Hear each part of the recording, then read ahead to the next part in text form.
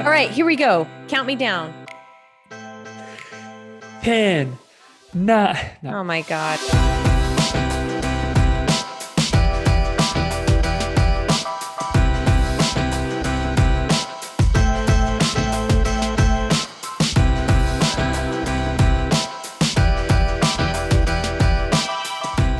Hello, and welcome to Middleish, the podcast about moderation in all things. I am Erin Green. I am Michael Gray. Michael Gray has a sense of humor today. I have a sense of humor every day. Says Great you. one. If you don't believe him, just ask him, folks. Yeah, I will tell you. I'll set you straight. You know, we asked people last episode if they watched the YouTube channel, and we had one respondent say that she hasn't, but she's interested. She feels like maybe she's missing out. And I'm sitting here going, well, if people could see what I see when I'm counting down or speaking or getting ready to speak, and I've got facial expressions and I've got like this cheeky grin, like you've got something up your sleeve. I'm offended. Yeah. No, you're not. I have no You're idea flattered. what you're talking about. I'm probably flattered. That's fine. Right? Right? Aw, you noticed. So, I know. I've been noticing for over a year now. 60, what was this, 62 episodes? I think it is 62? 62, Yeah. isn't it? Yeah. Yay. Ooh, we're closing in on 100. Well, not closing in on 100, but Well, each we're closer episode to is it one than step not. closer. Yeah. You And know thank what? you all That is for hanging true. with us for so long. Yeah. If you're still here and you haven't given up on us yet. Bailed on us because Michael says too many stupid things. Yeah. Yeah, for real. Yeah, 62. That's, man, it's kind of Good crazy. stuff. I still have a hard time wrapping my head around a year sometimes. It's like, Mhm. man, that's a long time. Well, it was in sort of a black hole time warp twisted, This is true. year. So I would see how that would be confusing. Yeah. Yeah. So how are you? I am doing well. You're good? I have a pretty mellow work week.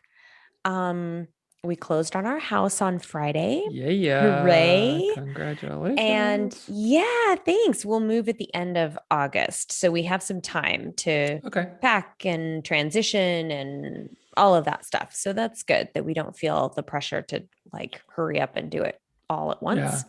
Yeah. And moving in town is nice too. Yeah. Like, because it's not like you have to, pack everything so incredibly well. Yeah, that's nice. No, I see. We're like a mile and a half from where we are now. And so I see myself making a few runs just with carloads of boxes. Like the kitchen is the one thing that I want up and running, of course. Yeah. Yep. And so I'll probably just take like some tubs full of like dishes and, food and whatever over to the new place when we move and just kind of get that sort of settled in. So yeah. I think kitchen and living room. You have a place to cook and stuff, and you have a place to relax. Yeah. That's nice. Yeah. Yeah. Yeah. So, Cool. so yeah, that's our Super news. exciting. Nothing else. The Olympics. I'm completely obsessed with the Olympics. Every night is swimming, and I've been watching gymnastics when I can. And of course, the big story there is Simone Biles. And I just have to say, one of my friends, Karin, actually, who listens to the podcast, posted on her Instagram story, Simone Biles is the GOAT of mental health. And I'm like, oh, that's so beautiful, right? Because she is the GOAT. I mean, she's such an amazing athlete, but just this renewed attention to mental health and her brave and very mature and just this self-awareness that she has of saying like, I'm going to pass on this, what everybody would say is my moment. Yeah. Because I have a different moment that I need to be in and take care of myself is just profound. And this is something I've wanted to talk about on the podcast for a while, and perhaps we'll maybe have guests or something in for this discussion, but I really want to talk about that Middleish concept that comes in with self-compassion and, mental health and self-care with high performance standards, specifically of athletes, but also of, business owners and, high achievers, because there has to be middle ground there. Yeah. Well, I think so often it's like we dismiss mental health, we dismiss emotional health in the name of quote unquote physical health, right? Like, just don't care about how this affects you or your life or your relationship with you or your food or, whatever. Just lose weight, get smaller, that kind of stuff. And there's no push care on, for, just do your thing. Yeah. There's no care for, is this actually making you healthier?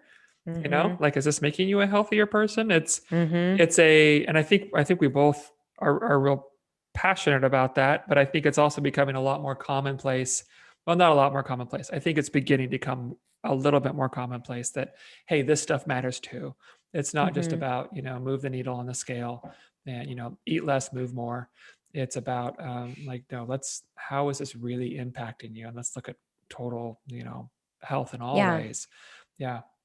And when you set your mind on a goal, whether that goal be an Olympic gold medal, or whether that goal is running a 5K, or whether that goal is losing 10 pounds or whatever it is, to not be afraid to reevaluate that goal and how it's serving you and how your pursuit of that goal is impacting other areas of your life. And I think this is, one of the really important topics to talk about with, especially like the high achievers, the athletes, the CEOs, the whatever, to acknowledge that there's a trade-off for all of this success and that pursuit, and to be realistic on what this is doing. And not only that, but Simone acknowledged that she was concerned about how her performance was going to impact the team, which to me was a very mature leadership move to say, like, look, I'm not on form right now, and this could cost us a medal if I continue to do it this way. I know that to have that wherewithal and that humility to say, I am not on point and someone else needs to step up and do this because I trust my team and I want you guys to succeed. That's just amazing. And I think people are too often afraid to relinquish some of that and say, you know what, this is actually a better move for me. So anyway, I think that would be a cool topic to dig into a little bit more. Yeah, I think we should do that. Absolutely. And we got another suggestion for a topic from a listener. So we take those seriously. Send them to us on Instagram, or you can, if you're friends with us personally, send them there, or you can send it, middleish@gmail.com. Because we have our ideas of what are good topics, but I'm sure you guys do too. And we'd love to tackle those things. Yeah. I think that one was, weight loss and menopause, weight management and menopause. Is that the topic as suggestion? They age, I think. Yeah. So a very important topic. And as we see women staying active and wanting to, realize athletic success and health in later ages, and knowing that menopause is inevitable and you can't halt it, you might be able to slow it down. I think that that's a really important topic, and a lot of our listeners could probably, even if you're not there yet, I'm not there yet, but it's coming. I'm not either. I'm closing in on it. You have women in your life that you need to, I do. that you probably need to be aware of some of these things. Yes. And especially like if you're working with women in that age group, so. Yeah, for sure. Yeah, no, but I don't think you'll encounter that anytime soon. I don't think yourself. So. You never know, but I don't think so. Probably safe. Maybe they could invent, how they have the pregnancy suits that dads can wear that mimics like what it feels like maybe to have like the baby and the breasts and the weight and how you can't like bend over like normally and tie your shoes and stuff. Maybe they could invent some kind of a menopause chamber for men where we stick you in there and you get hot flashes and you can't sleep and you feel like maybe you're losing control of your emotions sometimes and you have brain fog. Doesn't that sound, you'd sign up for that? Yeah, I'd do that. Yeah, it sounds like a good weekend. Never mind that menopause lasts years, but okay. get carried away. As long as there's whiskey waiting for you on the other side, you'd do that, right? Yeah, absolutely. 100%. Yeah. Will sweat for whiskey. That's Will sweat for whiskey. That's gonna be a t-shirt. Yeah. Okay. Before we dive in, we're gonna do this real quick. Let's just say this. Hey, share the podcast, post it on your wall, send a link to a friend. You can support us. Link below. Listener support. Sponsor us. Just personally for a very low rate per month. Also, if you'd like to sponsor us on a regular basis, more long-term for your business or company or product or whatever, shoot us an email or a message about that, middleish@gmail.com. We'd love to talk to you about that too. Okay. Thank you. Yeah. Perfect. Wasn't it perfect? You have a radio voice. Like, does that mean like it sounds kind of staticky? No. I meant like you sound very natural. Oh, okay. Like, you belong. You found I belong your here. calling. I'm glad I belong here. I know. I'm glad I belong on the podcast. I'm half of. And finally discovered that on episode 62. Finally, I feel he's supposed to be here. What are we talking about today, Michael? Macronutrients. Let's talk about those. Also known as macros. Also something that you see all over social media, and you've probably heard friends talk about, and you've probably heard your trainer talk about, or your coworker, or you've seen some diet about counting your macros. Or an Instagram influencer. Yeah. I like how you said that. Yeah. You said it in kind of a Valley Girl type of way. Like, yeah. Not much credibility behind that. Are you counting macros? Yeah. Okay. Macros. That's enough. I don't remember do you remember when that fatty diet, if it fits your macros, really took off? I feel like it's been several years. Yeah. I felt like it was 8 to 10 years ago. Yeah. I was going to say like the early 2010, 12, 13 era. Yeah. Yeah. Somewhere in there. Yeah. It kind of like was peaking. That's when it was like, if it fits your macros. And then it feels like it kind of tapered off. And then the last couple of years, just macros without the if it fits your has really kind of exploded. And it's I feel like I see it macros as much as anything right now. I feel like it's one of the more popular, I'll call it a fad diet, popular fad diets out there right now. Yeah, I think so. Well, and I think one of the things I see with macros is I see one of two camps. Macro counting, in that they're really focused on carbohydrate restriction, and that sort of attention to macros is where it kind of stems from. But then I also get a lot of clients that come to me and say, I was counting my macros for a while. I was doing this and it worked. It worked really well. Quote unquote worked. Okay. Past tense. So what happened? Why are you not doing it now? What didn't work? Because clearly there's something that did not work if you're no longer doing it. And it really comes down to some of the things we talk about. Food tracking can be a really helpful tool. And I encourage people to do it there's several different contexts of how you can do it. It doesn't always have to be numbers based. It can simply be keeping a diary about how you eat, your hunger and satiety, how it feels, what you enjoyed about the food, what you might want to change, or how your day or your environment influenced this eating. So it doesn't have to be numbers based. So I want to just put that out there, because I think that there could be a helpful, influence of macro tracking or calorie tracking for some people. But I also think that it can be very intimidating and cumbersome. And as you pointed out when we were kind of talking before we started recording, that if people don't hit their macros perfectly, all of a sudden what happens? Like the numbers don't line up. Very stress inducing. Same way like calorie counting can be, because if we have this sort of like set number of what we're supposed to hit and we don't hit it, then there's anxiety and stress about we've effed things up, right? Like if you're supposed to get, 132 grams of protein and you're at 129, like, how do I get 3 more grams of protein, and only 3 more grams of protein, and no other, no fat or no carb. And it can just wildly unnecessarily induce like this stress and anxiety around food, and further reinforce sort of this kind of negative relationship with it, where we're in a struggle with it. Like it's not, Yeah. food's not working for us. We're like kind of enslaved to these numbers, Yeah. and it can really get ugly pretty quick. Yeah.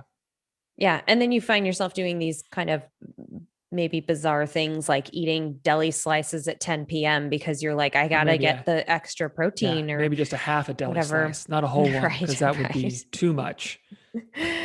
Yeah. So yeah, let's start with macronutrients. Let's start What with they are. macronutrients. And do you want me to take that? I don't care. We can go over them real quick and then kind of not deep dive, but dive into each one. I'll do that. I don't have an actual definition for a macronutrient. I mean, my definition would be a, nutrient that provides calories to the body. I mean, I think very simply put. Yeah, and I think it's a nutrient that we need in larger quantities, I think. It's essential. It's essential to life. Yeah. Yeah. Where micronutrients would be like, we need small amounts of them. Smaller quantities. Yeah. Exactly. Yeah. So macronutrients, carbohydrates, protein, and fat are the three macronutrients. Pretty simple there. Alcohol. Well, hold on now. It's not essential to life. Alcohol could be considered a macronutrient. It could be considered a macronutrient because it does supply calories. Yeah. However, it is not essential to life. No, I'm just kidding. No matter how much you might convince yourself of that some days. Want it to be. I need this. Yeah, it is not counted among the macronutrients because it isn't essential to life. So carbohydrates, fats, and protein. Now, I think we've talked about this before, but just to recap, you get calories from each of those macronutrients: carbohydrates, fat, protein, and alcohol. So 4 calories per gram for both carbohydrates and protein. So that means for every gram of those food substances, your body essentially will get 4 calories. Now, we talked about this in previous episodes, how, one of us might eat 100 calories in food, and Michael might digest that slightly differently than I do. But this is how, for the purposes of macro tracking and calorie counting and all that stuff, this is kind of how it works. These are the assumptions that are made. Okay, so 4 calories per gram for carbs and protein, 9 calories per gram for fat. So you have more than double the calories for, I tell people, like, if you were to have a bite of pure carbohydrate versus that same size bite of pure fat, you'd be getting more than double the calories out of that. So just remember that bite for bite, you're getting more calories out of something that has a high fat content versus something that has a high protein or carb content. Right. And then for alcohol, 7 calories per gram of alcohol. And that also doesn't account for if you have like a sweet mixed drink, or if you have something with cream in it or something like that. So just keep that in mind with the alcohol thing, that you're getting other macronutrients in that, not just the alcohol. And this is a place where, quick sidetrack. Well, maybe it fits.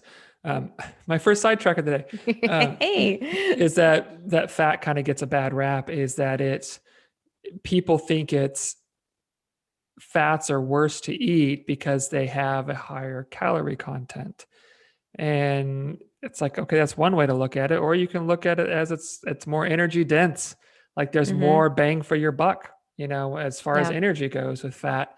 And so I do think fat often gets a bad rap because of like, oh, it's so many more calories than, carbohydrates or protein. But at the same time, like, you're probably not eating fat in the quantities, that you are. I mean, you're not going to have like, I don't know, 4 handfuls of almonds, but you might have, like a couple of 3 or 4 handfuls of broccoli, Right. Yeah. So. Right. Yeah. And I think it's important to talk about the role of each of those macronutrients before we talk about why they're kind of distributed the way they are in different dietary approaches. So the halo nutrient of all of those is protein, right? Protein is kind of like this put on a pedestal. It's always the star nutrient. You can have more protein, more protein. And I mean, I even encourage people to really get their protein in for a number of reasons. It's really important for, of course, we know muscle repair and all tissue repair. I mean, your skin, your hair, your fingernails. I remind people that all of the little cells and messengers in your body, everything from DNA to RNA to immunity, anything in your immune system, all of that is related to protein. Yeah. Yep. Relies on protein. So it's huge. And if you're an athlete and you're breaking down your body tissues day after day because you're working out and you're stressing your body in that sense, you need more protein because your body is not only using that protein to rebuild the broken down tissues, but it's using protein for all of those other things we just mentioned as well. Right. So protein is a big one. I am not entirely sure why it is such a halo nutrient, like why everybody said, oh, protein this, protein that. I think part of it is that it does contribute to satiety. And so you eating, 20 grams of protein versus 20 grams of carbohydrate, for example, would maybe help you feel more satiated for longer. I also think that just the way our food supply is geared, carbohydrate foods or high fat foods are readily available, whereas protein foods maybe take a little more attention and planning and prep and that kind of thing. Think about like eggs and chicken breast and fish and beans and all those things, require some kind of prep. Yeah. So that's my thought there. Yeah, no, I think you're spot on. I think also there's, especially like in the diet fat loss world, there's this thermodynamic effect of protein, which means like it takes more energy to break it down. It's not a lot.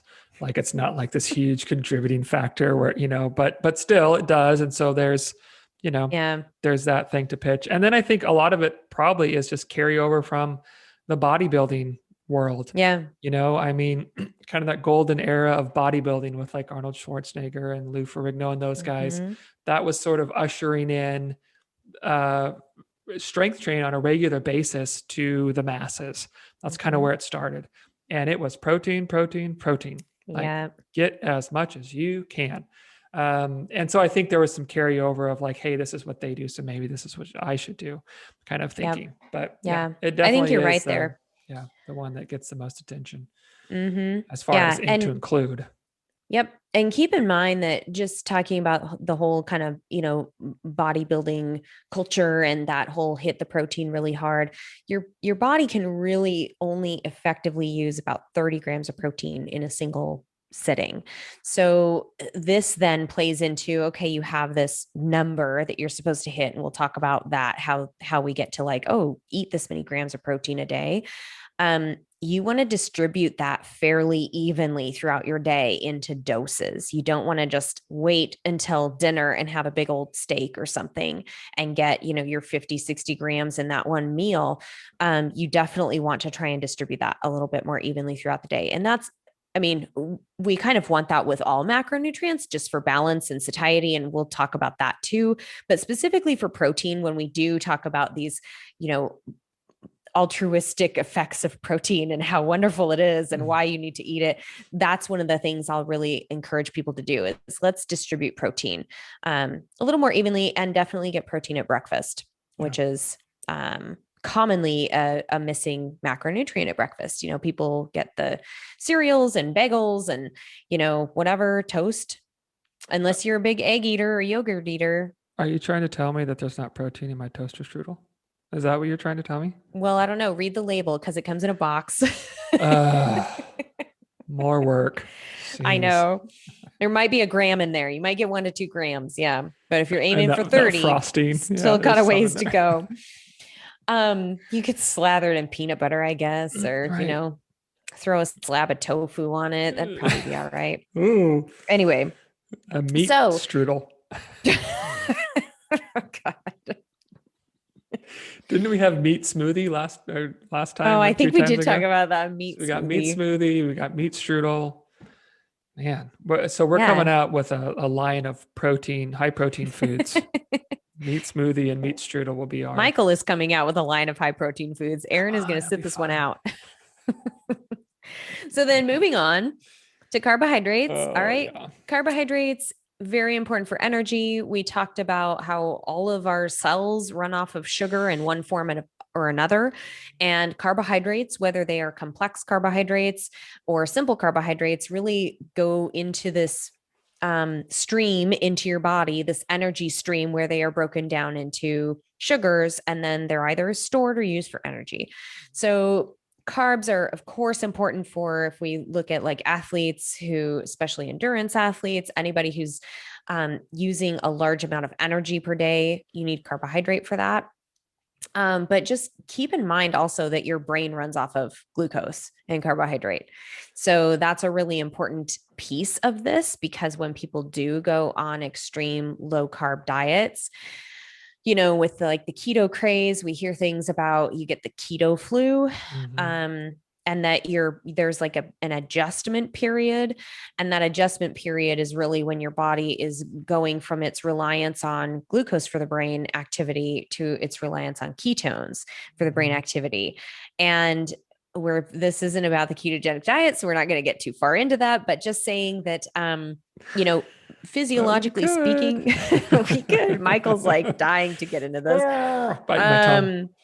So you're basically sort of forcing your body to use a different substance versus relying on what it is meant to rely on, which would be carbohydrates. Now, I will also say that carbohydrates has the largest range, and we'll talk about the macronutrient distribution ranges here in a second, but it has like the largest wiggle room because it's used for energy for physical activity. I mean, obviously we all have different levels of physical activity. And so your carbohydrate, requirements or what feels good to your body or what your body really needs might be different than what my body needs or Michael's body needs or whatever. So that's carbs. Yeah. One more thing about carbs is fiber is considered a carbohydrate. It's just that your body doesn't break it down into calories. We can't use that as calories. But what does fiber do for our bodies, Michael? It shuttles things out. It helps you poop. It helps you poop. Come on, you could say that much easier. Yes, I'll be honest. I had a thought that I was sort of developing a little bit, and then I heard you say that, and I was like, "Come back." Maybe not. Yeah. So yeah, pop quiz. It provides fiber bulk to your duties. It helps you do a good duty. It also feeds your gut flora. So way back in one of our previous episodes, we talked about the gut microbiome and gut health. Fiber is so, so important to feed all those little buggies in your digestive tract. And so we don't use fiber for calories, but your little microbiota uses that fiber to energize itself. So fiber is considered a carbohydrate. It just doesn't yield calories in the diet. So, and then fat. Or do you have a thought? Go for it. No, I was thinking, no, go ahead. Go ahead, do fat, and then I'll go. So fat, again, used for energy, but at a very slow rate. So like a runner who's working pretty hard to the point of maybe not being able to carry on a conversation because they're breathing so hard would not be relying on fat for energy. They'd be relying more on carbohydrate for energy. Whereas if you're walking or you're doing an activity, even just sitting here recording the podcast with you, my body is primarily using fat for energy. So fat is a really important energy source, especially at rest. And I mean, I know even the most active people have long periods of rest, during their day, whether it's sleeping, whether it's like hanging out, whether it's working, whatever. Fat's also really important for the nervous system, basically helping your nerves stay nice and coated so they can actually get the messages that they need. Just very simple terms there. And helpful for immunity. It's helpful for vitamin and mineral absorption, protects your organs. It's good for reducing inflammation, especially different kinds of fats. We hear a lot about omega-3s and different plant-based fats. So yeah, fat is another really important one. And then maybe one of the most important things is it adds a lot of flavor and texture and mouthfeel to food. So it makes foods really yummy. Real yummy. Yeah. Man, I don't know what's wrong with me today. Like I don't know what's wrong with you Maybe, either. am I going into ketosis? Like, am I going through the keto flu right now and the brain fog? I like keep having these thoughts Or that are just like, menopause. One of those two. oh, that's what it is. It's menopause. Yeah, I know. I had a thought on this and it just, man, everything's falling out of It'll my come head. back. Your thoughts always come back. Yeah, I guess they do. It was about Yeah. fat and I don't remember what it was now. But yeah, so I mean, so if we take like the most yummiest steaks you can find, what are they riddled with? They're Yeah. marbled with fat, right? Like if you want a good Mm-hmm. steak, you got to get a steak with some good fat on it. Mm-hmm. And it also helps you feel full too. Yeah. Yeah. God, man, this is driving me And crazy. also think about like a grilled cheese sandwich, like that fat that you put on the bread before you grill it. That's what yields that crispy texture. And fat in something like yogurt makes it more creamy mouthfeel. There's a lot of different things that go on with having fat in food. But yes, fat is the last thing to leave the digestive tract when you're or to leave the stomach, I should say, when you're digesting. And so it does contribute to longer lasting satiety. So when we look back at like the 80s low fat craze, Mhm. that was one of the issues was people just were not satisfied. They could Just eat all hungry these all the high time. sugar foods, Yeah. but they wouldn't last very long. So, Right. So we can see that with like macronutrients, they all have a place, right? mhm, Like carbohydrates are the body's preferred source of energy. Preferred. It really likes it. Okay. And it really likes it for a mhm. reason. So eat some freaking carbs. Okay. Protein and fat, really, they're essential, right? Like we need to have them to have healthy bodies. So if we can move forward in this conversation, just with the understanding that having a healthy amount of all of these is really how we maximize our potential. We live our healthiest lives and that kind of stuff. So we're not gonna entertain any more ideas of limiting or reducing any of these because that's silliness. Okay. Yeah. So yeah, Okay. that's where Now we that are. All that's right. gone. No, that's gone. So, Do we want to? Well, let's do this. So we talk a lot about. I think we typically have an idea in our heads, most of us, of what a protein is, what a carb is, what a fat is, like what kind of foods those are. Fats can be a little bit trickier for people. I think most people, are able to identify a decent amount of carbs and protein, right? They know protein's meat. They know that carbs are grains and fruits and maybe vegetables. I think sometimes people don't understand that, but they know that they're grains and fruit because of the devil, right? So everybody knows that one. Um, yep. and then fats, I think some people have a little bit harder time with, but like oils and that kind of stuff, nuts, olives, avocados, whatever. But here's the thing: is that most of the foods that we eat are not just a single macronutrient, Mhm. right? Like if you eat a really good steak, there's a decent amount of fat in there. If Mhm. you eat a piece of bread, this carb, there's protein in there, Mhm. right? And if we look at like these demonized carbs, like donuts and ice cream, and what else they have Right. a ton of fat, which is why they're so freaking good. So when Mhm. we look at like macronutrients, particularly in like the diet of following a macro diet, it gets real funky real quick because foods don't fit cleanly.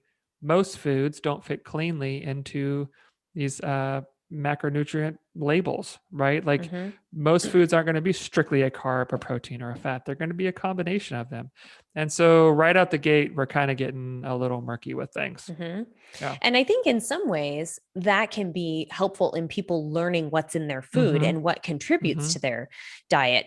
So we can talk about like what kinds of nutrients are in these foods, how they help you feel fuller or how they maybe don't satisfy very well, or the mouthfeel, the enjoyment Mm-hmm. factor of food.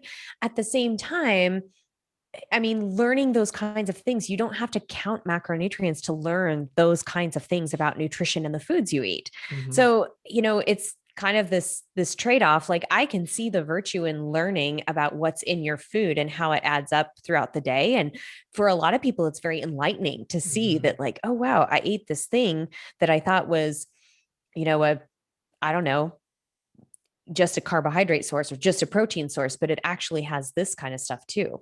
Right. So,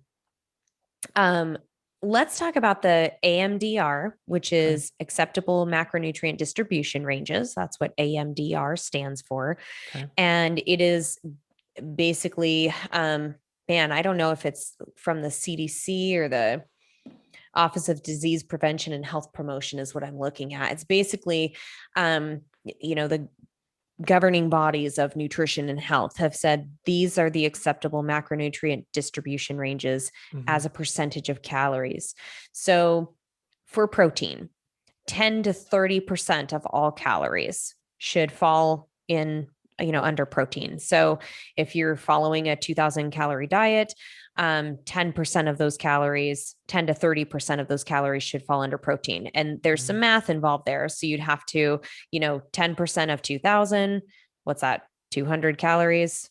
And then you divide by 4 and you get 50 grams of protein. 50. So that would be on the low end. If you're eating 2000 calories, you're going for 10%, it would be 50 grams of protein. And then all the way up to 30%. Okay. And then carbohydrates, 45 to 65% of total calories. Again, pretty big range there. Yeah. And you can go for the devil. I know. And I've even seen up to 80%, depending on, for some athletes and some, just those people that are burning a ton of carbohydrates and working their bodies really hard could be higher. And then total fat percentage, 25 to 35%. So the interesting part to me is that the AMDR suggests that protein could dip quite low and still be in an acceptable range, whereas fat, you don't want to go below 25% of total calories. I take a little bit of issue with this because I do think that some of the recommendations for protein for adults are outdated and need to be revisited in terms of that whole 0.8 grams per kilo and all that stuff. I will usually start somebody around like a 20% range for protein. And then it's like a puzzle, right? Because if you have 20% of calories from protein and then you do 50% of calories from carbs, that's 70% of your calories. So then you'd be 30% fat. Okay, that fits in the distribution ranges. But if you do 30% protein and you do 60% carbs, you're up to 90. You only have 10% left for fat. Right. What does that do to satiety? What does that do to health? What does that do to the person's weight or physique or all these different things? So you can start seeing how putting these percentages together is like a puzzle, and you have to kind of balance, some with others. Right. I would say I only use this the way I use this. There's a lot of different ways to use the AMDR. I generally will start with protein. I'll look at grams of protein per kilo or per pound of body weight and go from there. And I'll also look at that percentage of total calories, do a lot of calculations. And then I look at what's the activity level of that individual. How many carbs are they typically eating? Usually, if I'm doing a numbers-based approach with somebody, I will have that information in front of me so I can look already at their distribution and say, oh, they seem to settle on well with like 55% of calories coming from carbs. Let's keep it there if that's appropriate for their activity level. And then let's work in fat and see where that leaves us. And there's always a range in grams. Whenever I give anybody those numbers, there is always a range because it is not precise. Yeah, it is not just like a single number that says this is what your what your body needs. And every day is a little different. One day you might have a more active day than another. Another day your body might demand more protein because of whatever reason. So that's how the AMDR works. There is research behind this. So it's not that macro counting or macro tracking is totally like off the hinges and faddish. There is research here. But we'll get into some of the flaws in some of these restrictions too. So when you're looking at like ranges for a client, are there typically like percentages you kind of start with? Does that depend on their level of activity, intensity, that kind of stuff? Talk us through that a little bit. Exactly right. I will start with, again, calculation of estimated energy needs based on their activity level, their age, their weight, goals or desires, desired body composition, all that stuff. Come out with a range of calories. And then I will start with protein calculation, because we know that having a minimum amount of protein is important for maintaining lean body mass. And of course, if they're an athlete and that kind of thing, I want to make sure that we get that protein component in, because the other macronutrients have a little more wiggle room. I will probably start with, 20% ish protein is probably a decent place to start, but I will actually start with like the grams per kilo or grams per pound of body weight and calculate that out. And then I figure out what percentage of total calories does that fall into, ballpark. Right. And then I start puzzling together the other macronutrients based on their activity level. And again, looking back at what their food log tells me of what they're already eating, what has this person adopted as a pretty decent eating pattern? Now, if their eating pattern is completely skewed, where it's devoid of protein, it's really high fat, and maybe there's a little carbohydrate, which I've seen that before, where it's just, their macros are like totally wonky. And my concern there isn't like, oh, you're getting too much of this. It's more like, well, you're sacrificing protein, or you're sacrificing carbohydrates, or you're sacrificing fiber and fruits and vegetables in order to, because your macros are so high in this area. So how can we balance that back out a little better? Yeah. Which is, I think, one of the flaws of having just a canned shoebox macronutrient diet is you don't get keen eyes on diet quality when you're looking at that. So I don't know. And did I tell you that I signed up for If It Fits Your Macros this morning? Yeah. Tell us about that experience. So I'm familiar with this diet because I talked to so many people, and of course it's a fad. And so I saw it come out, and it gives you this free macronutrient calculator. You can put in all your information, and it asks you questions like, how active is your job? How many times do you lift weights in a week, and for what duration? And how many times do you do cardio in a week, and for what duration? And it asks all these things. Do you want to lose the weight slow and steady? Do you want to maintain weight? Do you want to it has like, you can choose fast and furious or something like that. You can use like these melting really off your body, crazy, like volatile weight loss kind of stuff. And so it asks you all these things as you put in like your height and weight and your desired weight. So this was hit number 1 against these guys is, I have no desire to lose weight. I put in my height and my current weight. And I was like, well, what's it going to let me say I could lose weight down to? And I went all the way down to 90 pounds, which for my height would be underweight severely. So yeah, it let me do it.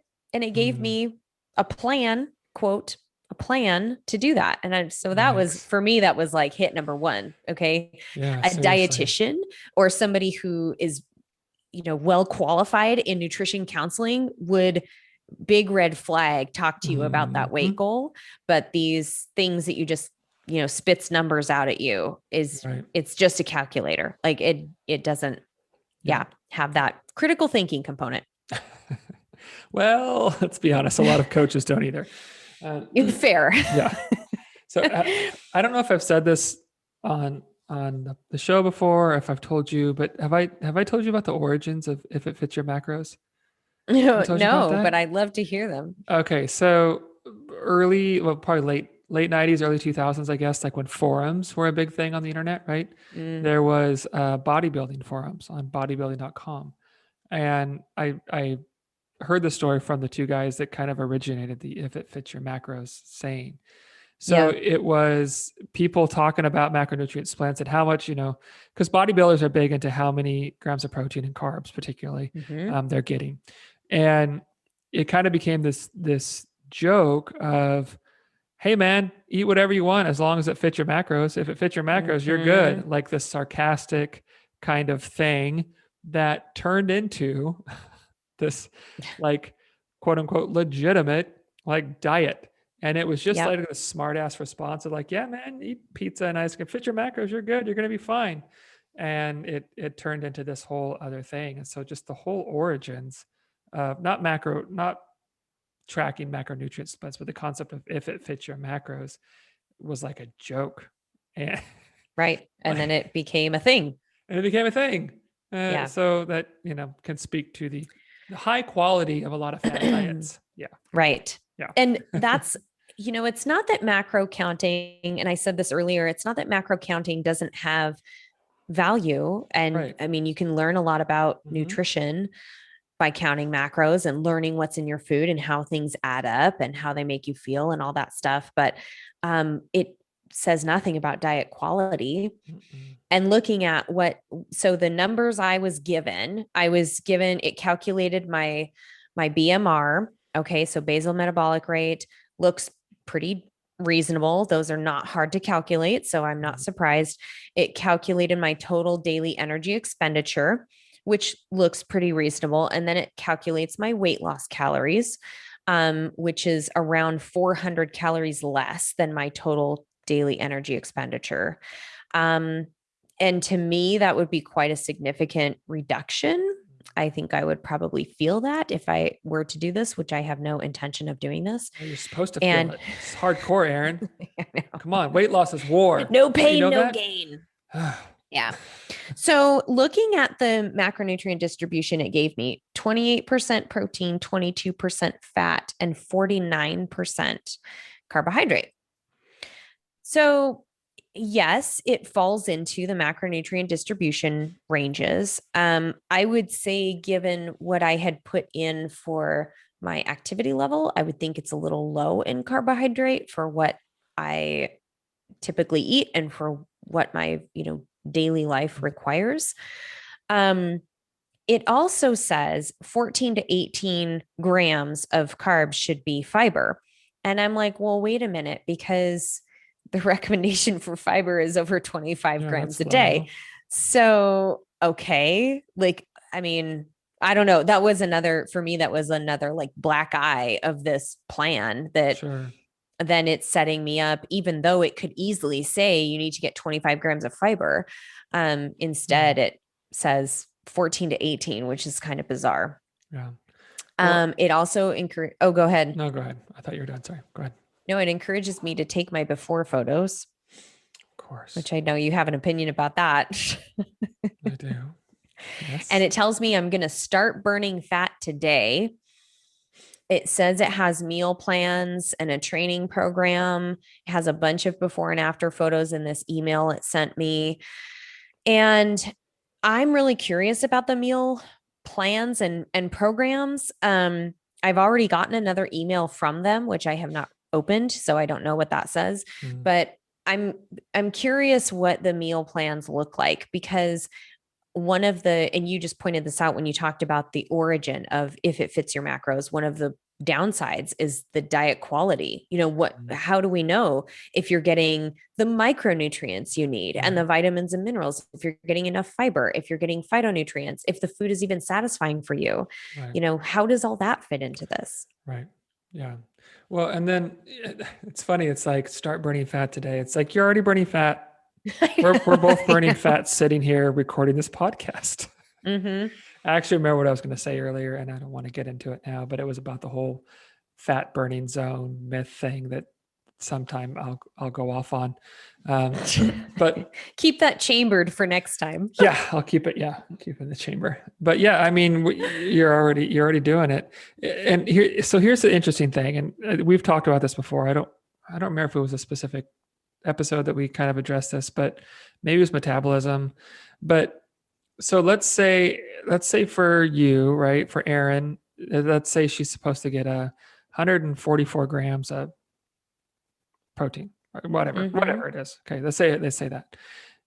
Well, first of all, like, nutrition labels are allowed up to, like, is it 20% air on their nutrition facts? Which is I pretty wanted to huge. say 10, but 20 would be huge. I think it's 10% error, but still let's say 10%. That adds up. And let's do some easier numbers. Let's say it says 100 grams of protein. Okay. So let's say Erin nails 100 grams of protein, right? On her tracker or whatever. Well, we'll just do 10% error. That might mean there's only 90 or there's 110. It could mean either one of those or anywhere in between. And then we factor in that Erin is unique, right? You're just a little snowflake, Erin. Snowflake, thanks. So unique. But that her body is going to, like we've talked about, metabolize everything differently. So it could be even below 90 or above 110, right? It just depends. Right. So much. And so when we have these hard and fast, like not ranges, but like markers of like 144, 113 or 76, whatever it is, it makes zero sense. Like it makes zero sense to try to hit that exactly. Or even if we're talking about total calorie count, right? This is one of the big flaws with calorie counting is if you're, trying to get 1800 calories, you may think you're at 1800 calories. It may be 1600, it may be 21, like who knows, right? Like your body does, but nobody else does. And so when we get like these really hard and fast specific markers that we're trying to hit, it's really important to know you aren't hitting them at all. It's you estimates. May be kind of close, estimates only, but you're not. And so to have any kind of like stress or anxiety about not being specific with something is like it's literally a massive waste of your time and energy because you're never going to be at a specific place because we can't calculate stuff in that way. We're just unable to. So. Well, and that was one of the other things that was disappointing to me in receiving this, these numbers is it doesn't give me a range. And I always provide a range if I am going to calculate anything, or I should say estimate anything for anyone in terms of macros or calories, because the range, as you're pointing out so eloquently, your body does different things every day. And I know, look at you. Thanks. Good job. Thanks for noticing. Gold star for the day, Michael. Yes. I haven't got one of those in a while. Your body does different things every day. The numbers are estimates only. And yes, they can be helpful. I've referred to them kind of as guardrails in the past. They can be helpful for you to, maybe balance out your meals and snacks a little more. Maybe you are skewed one direction in a really heavy in one macronutrient, and you need to find a way to kind of bring back this, balance that the other way, swing the pendulum the other way. That's what I'm trying to say. Right. So yes, it can be helpful. I think it's even more helpful if you have a human being behind it who is guiding you and helping to educate you on foods and choices and how this all works. And to not be afraid of certain foods. Like if you adopt a macro plan and all of a sudden you're seeing that like, oh, I'm too high in this all the time, what's going on? Having someone sit down and look at your dietary pattern with a critical eye and say, oh, well, here are the sources of that. And they're actually very nutritious sources. So we don't need to worry about this so much. If this is how your macros play out, you can try and adjust that if you want to through your food choices and see how that works. And be honest if it works for you or not, because a lot of people really try and adopt these very specific macronutrient guidelines, and they just get burnt out on it because they're like, I can't, I really miss eating this, or I can't make room for this because I want this. And so I'm not going to eat, the grapes with my lunch because I want to have ice cream later. And so then you start making swaps like that. And all of a sudden we see that, oh, well, your diet quality is suffering because you feel like you can't be, flexible and free with food. Right. So, yeah. Well, and then I think, just to kind of piggyback on what you're saying, like you got to be your own advocate. I mean, an app is definitely not going to do this well, but even a live human being, like you might feel better or feel like you function better with higher carbs. You might feel like you function better with higher fat. Like, you're going to know your own body best, and we're not all the same. And we all have, different ways that we function, preferences and that kind of stuff. And so just because, you sign up with an app and it's like, whatever, 37% this, well, that doesn't mean that's what's best for you. That's a machine talking to a living organism. Like it's not going to work out that way. So be your own advocate. And I think this is where it is important to be curious and to not have so much pressure in getting it right the first time, because you're not going to get it right the first time. And even if you do get it right, well, getting it right is probably going to look different in a month or 2 or 6, right? Like, so just to be curious and to explore, and what do I like? How do I feel best? Because, these hard and fast rules and these hard and fast markers are probably not going to be accurate for you. There's a really good chance. I mean, a very good chance that what an app or someone decides for you may not be where you feel best. And so it's important to be curious and to speak up for yourself and be your own advocate. Good. Yeah. Yep. All right. Is that the end? Was that the end? I think that's the end. All right.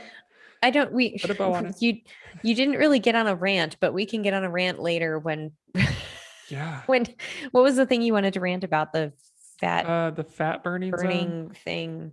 Yeah. We'll talk about that another time. We will. We should do like some like fitness nutrition lies, because that's one of them. Yeah. Yeah. Or maybe lies isn't the right twisting of truths. There's a better title out there, but or something. Half truth. There it is. Yeah. I think we should just title that Michael's Rants. Michael's Rants.